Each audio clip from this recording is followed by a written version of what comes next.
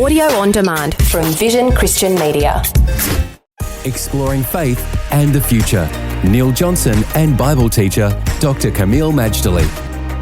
We're talking about sex and what the Bible teaches, what God says about sex, sex within marriage, and sex is a good thing. Kameel, there are some, though, who feel as though sex is not worth waiting for. They don't want to wait the distance to wait until they're married. Why would we need to wait? Good question, Neil. Why wait?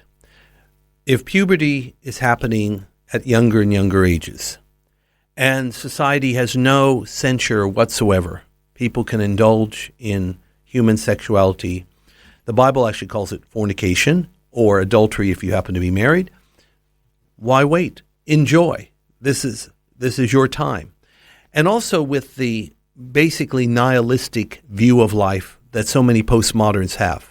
Nihilism basically says there's no hope, there's no future, there's no values.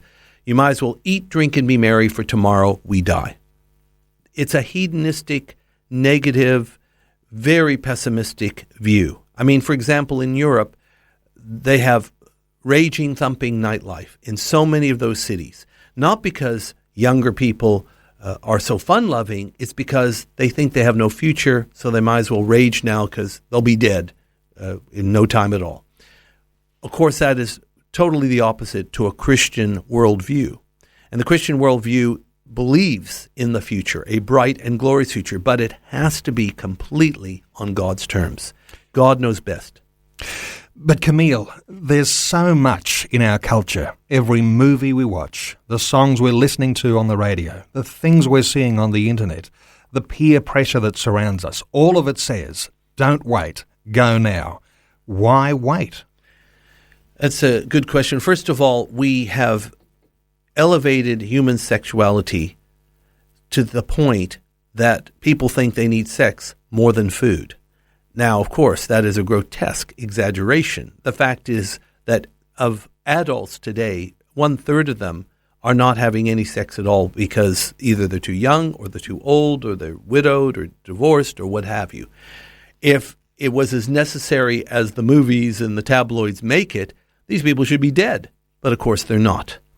I'm reminded of a story, a true story, of a roommate I had. Now, a Christian man, speaking to myself, a Christian man, we're both young in our early 20s, and he had saved himself for marriage. But I will never forget, he was so excited about getting married and giving himself as a pure man to his bride-to-be, who, is a pure woman as well. But he talked about how he couldn't wait to have sex, and he was really graphic. Now, this is someone who never had it, but he painted this most celestial picture of what it would be like.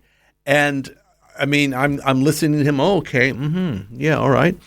So then a few months later, after he had married, and of course he moved out of the house because he's now living with his wife, I couldn't resist. And I asked him, well, tell me, what was it like? And I will never forget this guy's reaction. He said, it's beautiful. It's wonderful. It's from God. But if I had to, I could live without it. And it's like he put a pin and popped a balloon. But, of course, what he's saying is correct. There's things in life you cannot live without. Air, food, water, and so on. Human sexuality is part of God's design for most of his children. But there are people who call the single road, and they will never have sex. But they're not a lesser creature because of that.